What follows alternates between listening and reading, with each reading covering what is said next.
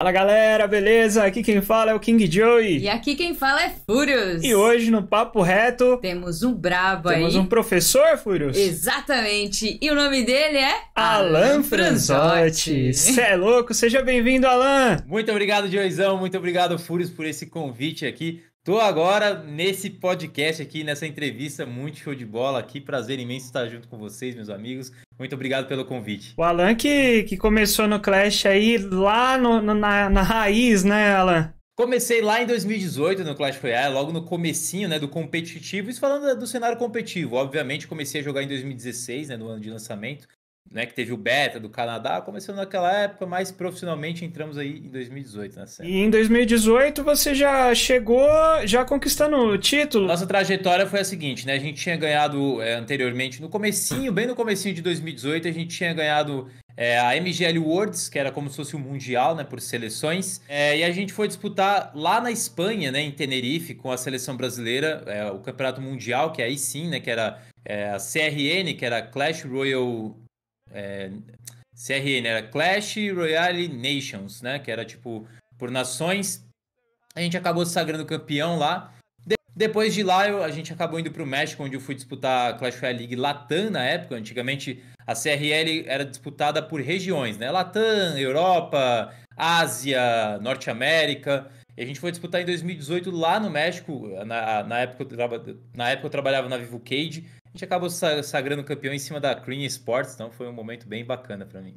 A Cream que sempre foi bem reconhecida no cenário, né? Com certeza. Vamos relembrar um pouquinho desse momento? Alan Franzotti, meu amigo. E aí, emoção demais, né? E aí, mandar uma mensagem pro japonês? Segura nós. Arigatou pra vocês, não estão chegando. É isso aí, rapaziada. A festa é com vocês. Vivo Cage, campeão da CRL Latam 2018!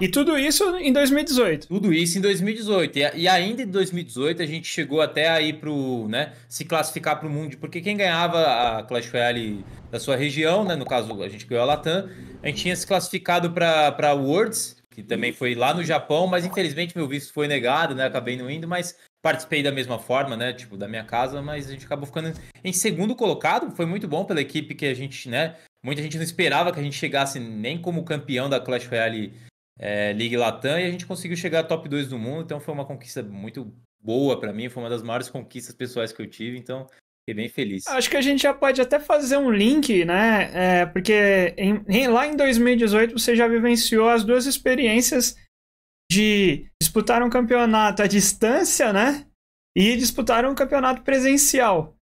Para você, qual que é a maior diferença, né? Hoje, que atualmente a gente vivenciando a pandemia, agora já no finalzinho dela, graças a Deus, mas a realidade de muitos que entraram para o competitivo é o online, né? Uhum. Mas o presencial é uma experiência que quem já vivenciou é totalmente diferente, né? Com certeza, com certeza. Não dá nem para comparar, né, uma experiência presencial com uma experiência, sei lá, online, claro.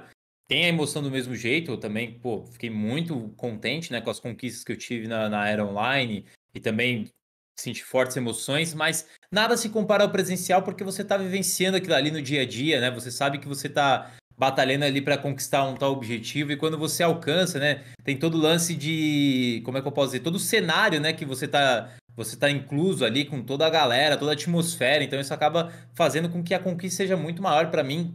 A conquista da Clash Royale League Latam lá no México que a gente acabou ganhando foi uma das maiores conquistas, uma das maiores felicidades que eu tive na minha vida. Foi uma emoção muito grande porque tinha muita gente assistindo, né? Tinha muitas coisas acontecendo.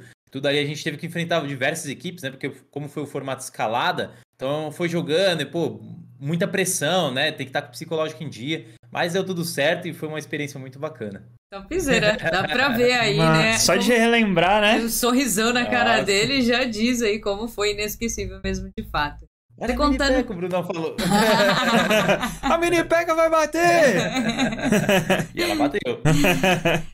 Você falando de tanta emoção assim, né? Tipo, como que você entrou nesse cenário do CR? Como que surgiu o Alan Franzotti no esportes aí, né? pra você viver, assim? Fala pra gente aí como que iniciou essa carreira sua. Foi bem curioso, né? Eu acredito que a grande maioria de nós, quando, né, a gente é inserido num cenário competitivo, eu acredito que a grande maioria das vezes é por um acaso, né? Vamos se dizer assim, né? Porque todo mundo joga, né?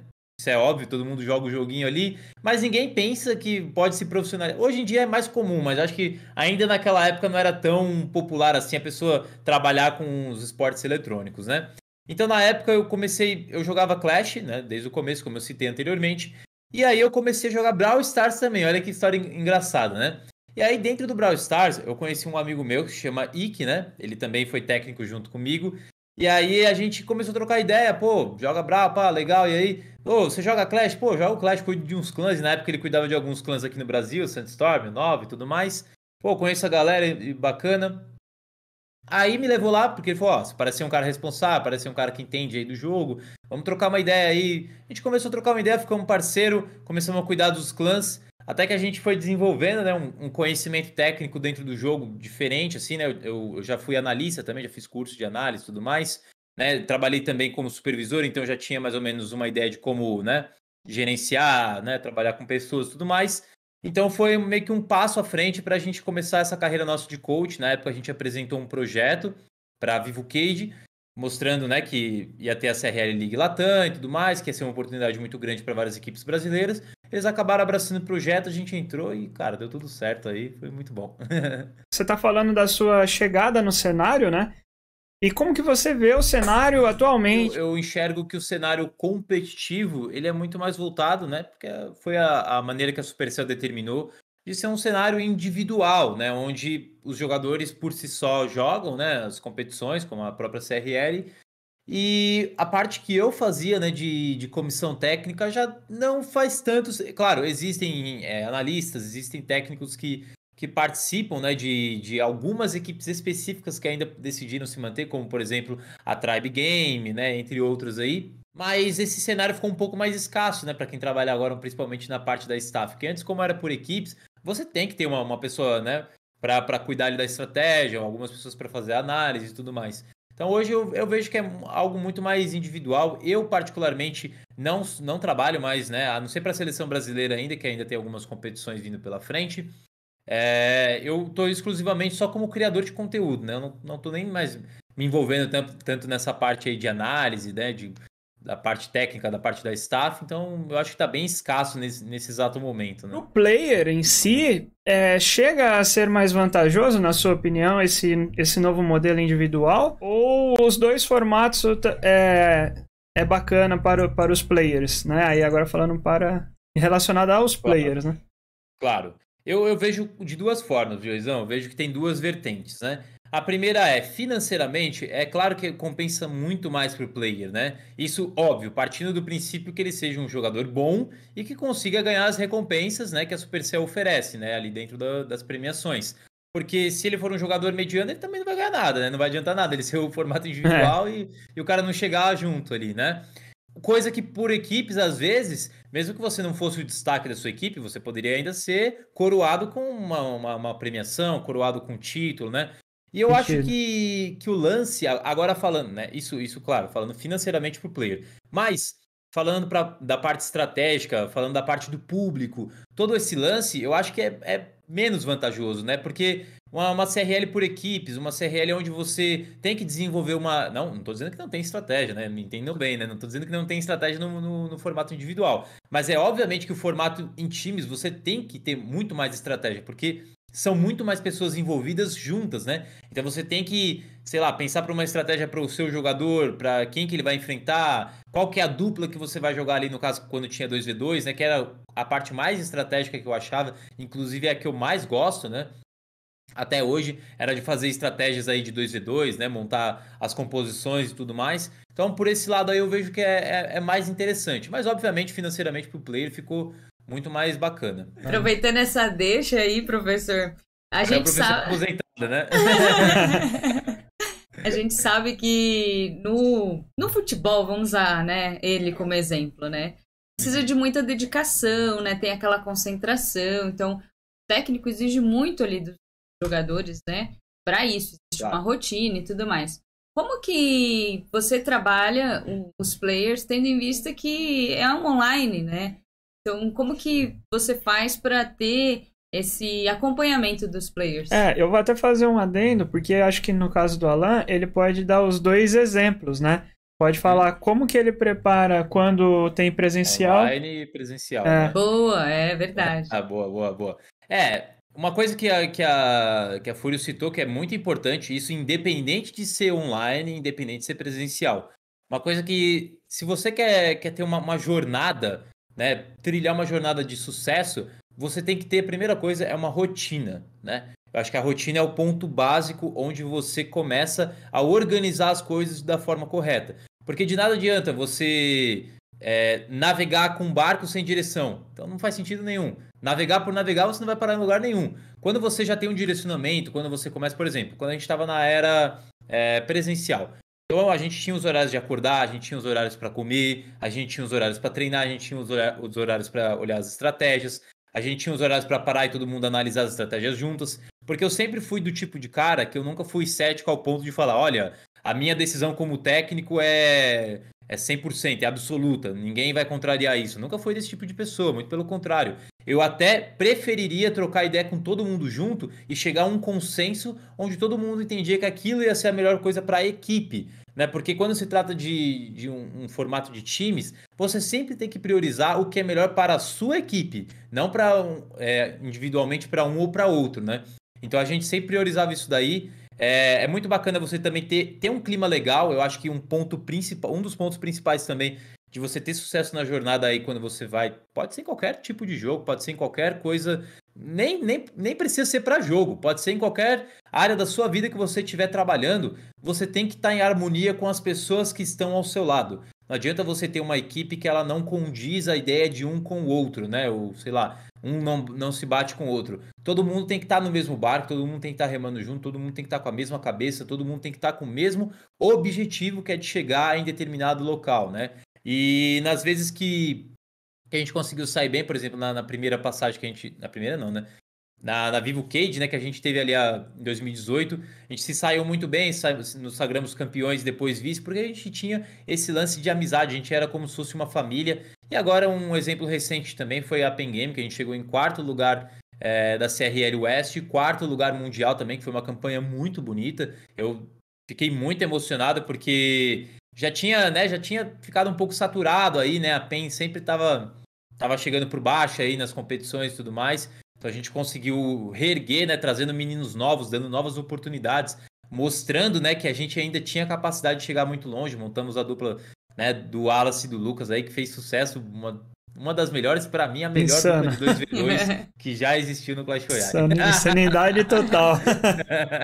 Topzera. Há quem disser que não é, viu? É verdade. Você falou aí de títulos, né? Você falou do título com a Vivo Cage, né? Quais foram os títulos que você conquistou aí como técnico e qual o mais importante na sua opinião aí da sua carreira? Qual foi para você o mais importante? O mais importante foi a CRL Latam mesmo, em 2018, mas os títulos que eu consegui vencer durante o período que eu estive como técnico foi bicampeão da Copa do Mundo de Clash Royale, né, por seleções, fui campeão da CRL Latam com a Vivo Cage, fui vice-campeão com a Vivo Cage também, vice-campeão mundial, né, a gente acabou perdendo para o Nova Esportes, a equipe chinesa que acabou sagrando campeão. Conseguimos o 4º lugar aí na CRL West, né, que foi a última que teve agora por equipes, e 4º lugar no Mundial. E detalhe, esse 4º lugar do Mundial foi muito especial porque a gente conseguiu tirar, né, o Nova Esportes, que era o atual campeão chinês, né, então um dos maiores times aí da história do Clash Royale. A gente conseguiu desbancar eles e foi meio que uma revanche pra mim também. Foi de madrugada aqui no Brasil, né?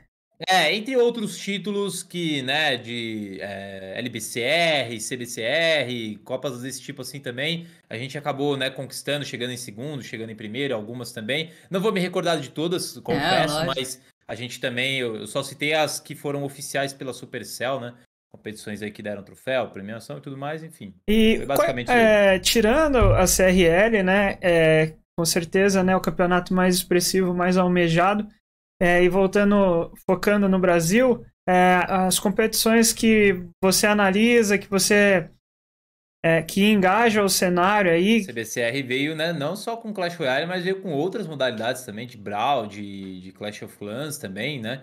Então, o pessoal que organizou aí, o Brunão, a Luna, né? A gente, que inclusive estivemos envolvidos também narrando algumas partidas, Verdade. inclusive juntos, né? Que foi um prazer muito grande. Realmente. Então, pô, foi uma parada muito legal, né? Porque você vê que a gente...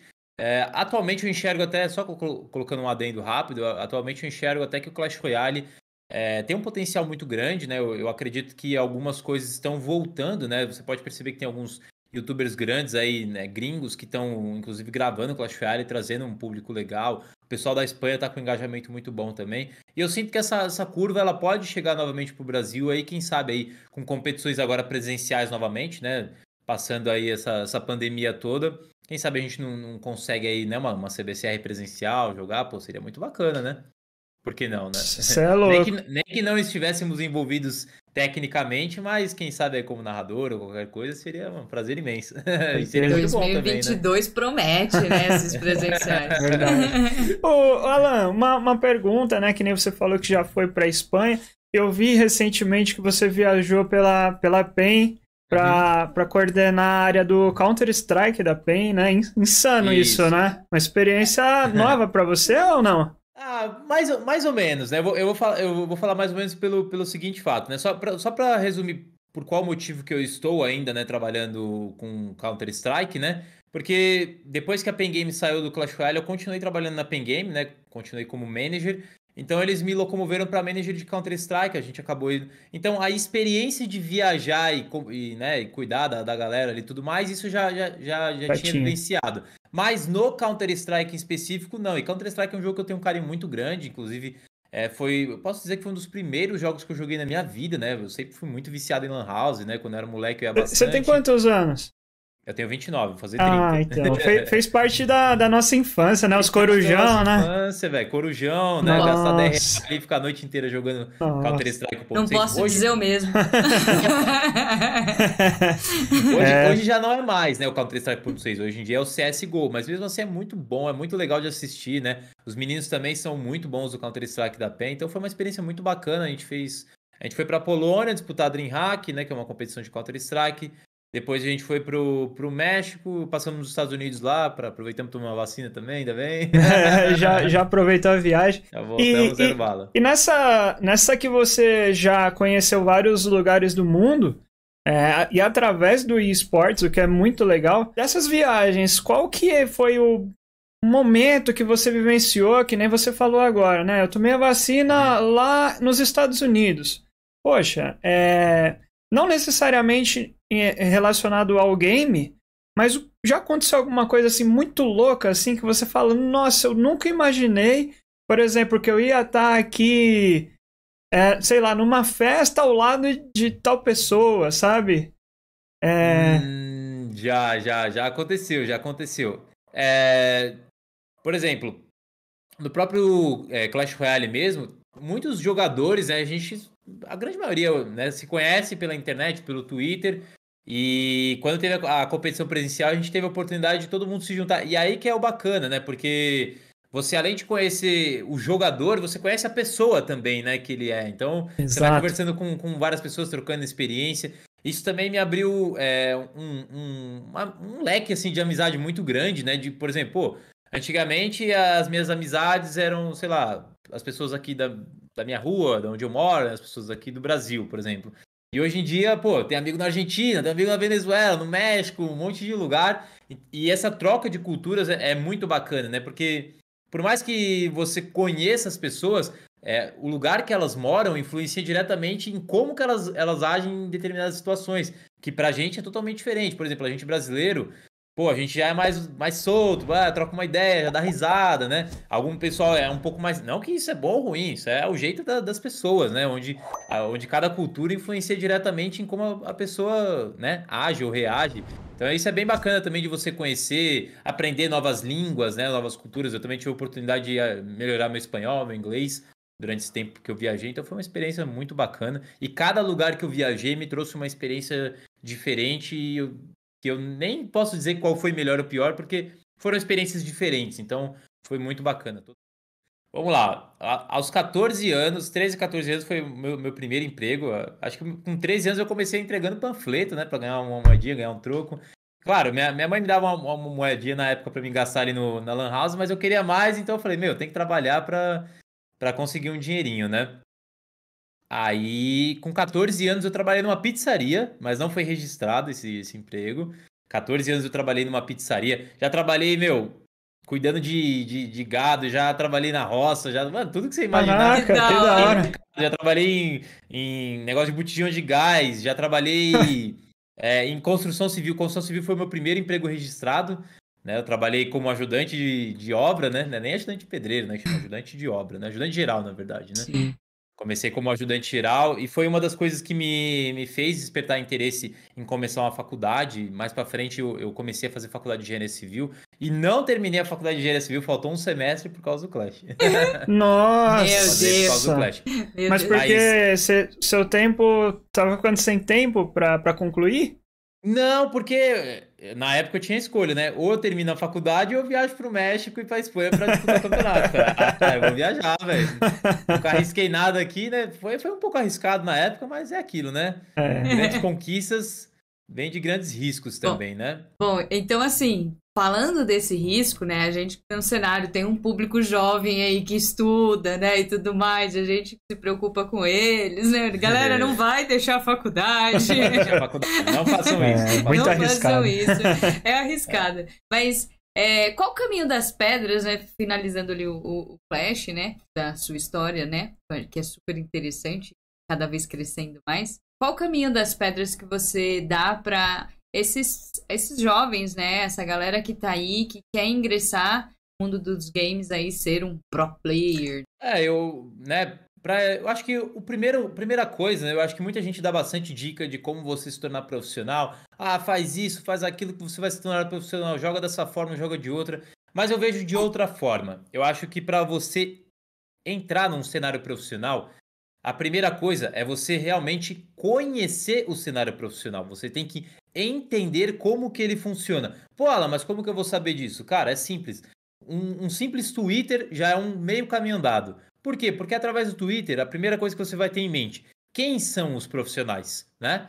Porque como que eu posso ser um profissional, querer me tornar um profissional se eu nem sei o que é o profissional, não tenho base nenhuma de quem é um profissional, né? Então eu acho que o Twitter é o primeiro caminho onde você identifica, né, quem são os jogadores profissionais, né, quem são as pessoas que estão ganhando dinheiro exercendo determinada função.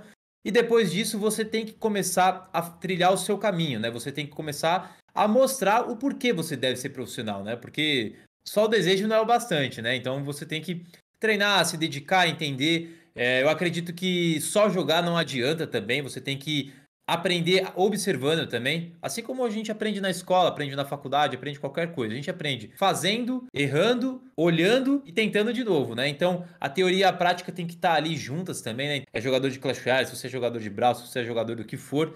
Entenda o cenário, aprenda com os melhores, não seja, né, orgulhoso ao ponto de achar que você sabe tudo. Aprenda com os melhores, sim, tem muita gente que tem muita coisa a ensinar. Preste atenção no que eles falam, preste atenção nas dicas que eles passam, tentam colocar isso em prática. É óbvio que você vai ter, né, o caminho das pedras aí, você vai tropeçar, você vai se levantar, mas você vai aprendendo com seus erros e aos pouquinhos, se você for um cara, né, consciente, um cara inteligente, um cara dedicado, aos pouquinhos você vai construindo a sua trajetória até conseguir chegar no seu objetivo. Interessante, gostei aí da dica. Então, molecada que tá acompanhando aí, molecada com todo respeito, né, mas pessoalzinho novo aí, né, que quer, os jovens. Nossa, eu me sinto idosa falando os jovens.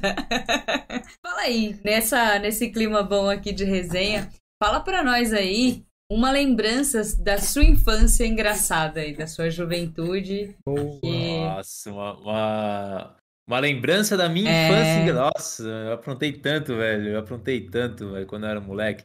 Olha, eu vou contar uma coisa que não parece, tá? Todo mundo falou, professora e tudo mais, mas eu era um péssimo aluno, velho. Eu era um péssimo aluno. Não no sentido que eu era burro, que eu não aprendia as coisas, porque eu não estudava de fato, eu só ia pra bagunçar. E eu cheguei a ser expulso, por incrível que pareça, 4 vezes, de escolas diferentes. Nossa! De escolas diferentes, detalhe, né? De escolas diferentes, velho.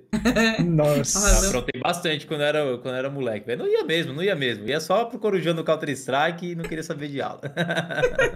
Mas depois tive que correr atrás do preju, né? Uma hora a conta chega, e chegou. Exatamente. Mas acho que essa foi uma das lembranças mais memoráveis que eu tive. Acho que quando eu tava na escola, era uma escola que era ali na Moca, né? Nem vou falar o nome da escola, é pra não me dar problema, né? Mas eles têm uma estátua, como se fosse a estátua do professor que fundou a escola, né? Que aí o nome da escola ganha o nome do professor. E é uma estátua de bronze. E eu lembro que, mano, me colocaram pra diretoria, eu fui lá e derrubei a estátua. Nossa, mano. Um pedaço aqui, tipo, da orelha e da cabeça, tá até hoje lá. Nem vou falar onde é que é pra não ir lá. Lembranças de Alan Franzotti, ó, a galera aí, ó, que acompanha. A galera da escola tiver aí, ó. Se tiver aí, já sabe quem fez. É uma estátua aí faltando um pedaço da orelha, fica quieto aí. Na moca. Já sabe. Na Moca. As coisas mudam também, né? A gente muda a percepção, vai aprendendo com os nossos erros também. Isso faz parte do Sim, com certeza. nosso crescimento, da nossa evolução, né, na vida. Quem nunca errou, né? Quem nunca errou. Papo reto, Joey. É o momento, é? Momento do papo reto mesmo. Agora é o momento do bate-volta, hein, Alanzão? Nós falamos, nós vamos mandar... Vai arrumar aqui na cadeira. Segura. Estado civil. Solteiro. Nasceu onde? São Paulo. E mora onde? São Paulo. Tem irmãos? Não, sou filho único. Tem filhos? Apesar de ser solteiro? Comida preferida? Não. Comida preferida? Eu vou colocar churrasco, mas se não for churrasco, se não englobar em comida, pode colocar em uma feijoada. Lugar inesquecível. Las Vegas. Nossa, nem fala. Que acontece em Las Vegas, fica em Las Vegas. Foi inesquecível, foi recente. Legal. Lazer. Churrasco com meus amigos. Filme? Nossa, filme. Vamos lá, tem muito... Ó, eu sou muito viciado em filme, né? Tô percebendo. Mas eu vou falar um dos meus filmes favoritos, é Interestelar. E o seriado favorito? Meu seriado favorito... Posso englobar outras coisas, por exemplo, anime, as coisas assim? Pode, claro. Não, é One Piece, sem sombra de dúvidas, é One Piece. Legal. Sonho. Nossa, tem tantos sonhos, qual que eu posso falar aqui? Eu vou colocar um sonho meio general, assim, né? Geral, vamos falar assim. Eu sonho um dia ter a minha estabilidade financeira, morar num lugar bacana, né? Conquistar as minhas coisas aos pouquinhos, né? Já conquistei bastante coisa, mas ainda tem uma jornada longa aí. Mas quem sabe aí, por exemplo, vamos colocar um dos sonhos aí, bater 1 milhão de inscritos, é bacana. É um dos meus sonhos, mas né, quem sabe aí. Com certeza, com certeza. 1 milhão. Um defeito. Sou meio estressado. Qualidade. Cara, eu acho que eu tenho facilidade de fazer amizade com as pessoas, né? Não tenho nenhuma pessoa assim na minha vida que eu odeio ou alguma pessoa que me odeia. Música. Eu sou eclético. Música pra mim é momento. Todas as músicas eu escuto, pra mim depende do que eu estiver fazendo. Detesta. Detesto falar comigo quando eu tô jogando Clash Royale. Deck preferido. Um deckzinho que tem Dragão Infernal é um dos meus preferidos. Eu gosto do Dragão Infernal, é minha carta preferida. Família. Família eu sou mais eu e minha mãe só, por incrível que pareça. Não sou muito família, não. Nem com a parte da minha mãe, nem com a parte do meu pai. É mais só eu e minha mãe mesmo. Saudade. Saudade, quando o Corinthians jogava de verdade. Ele até rimou. Dinheiro. O dinheiro obviamente, ele é um dos bens mais importantes que tem na vida, mas ele, de fato, não é tudo, sabe? Porque, por mais que eu possa comprar a melhor cama com dinheiro, o dinheiro não pode me comprar o sono. Mas se eu posso comprar a melhor comida, o dinheiro não vai me dar fome. Tá? Então, ele é relativo. Ele serve pra muitas coisas, mas ele não é tudo. Filosofou, aí sim, hein? Filosofou. Sucesso. Acho que você trabalhar com algo que você gosta, isso é sucesso. Ídolo. Ayrton Senna. Supercell. Cara, foi uma empresa que mudou minha vida, né? Comecei aqui me divertindo, jogando ali, jogando aqui, passando uma raivinha. Tô passando, viu, Supercell? Fiquem sabendo disso, tá? Mas amo vocês aí e hoje vocês fazem parte da minha vida. Joga na tela é? Joga na tela é só os craques. Foi muito obrigado, Joga na tela, por me convidar. Obrigado, hein, Alan? Obrigado a vocês. Valeu pela obrigado paciência. por esse convite. Vocês aí são muito parceiros aí, muito obrigado pelo convite. Foi um prazer imenso estar participando. Espero que eu possa voltar mais vezes aí daqui a algum tempo, quem sabe, né? E foi muito bacana, foi um papo muito legal, me diverti bastante. Espero que a galera tenha curtido. Valeu, mano. Muito obrigado aí. A honra é toda nossa aí, mano. Tamo junto, hein? Tamo junto, Joizão. Fúrios, se cuida aí, cuida do Arthurzinho aí. Um abraço pra vocês aí, sucesso. É isso, galera. Esse foi o Papo Reto com o Brabo, né, Fúrios? Exatamente. E você que curtiu aí, não deixe de seguir o nosso canal, ativa o sininho pro próximo Papo Reto você estar aqui com a gente também, né, não, Joey? Exatamente. Deixa aquele likezão e deixa nos comentários também quem que vocês querem ver em um próximo Papo Reto. Tamo junto, forte abraço. Beijo da Fúrio.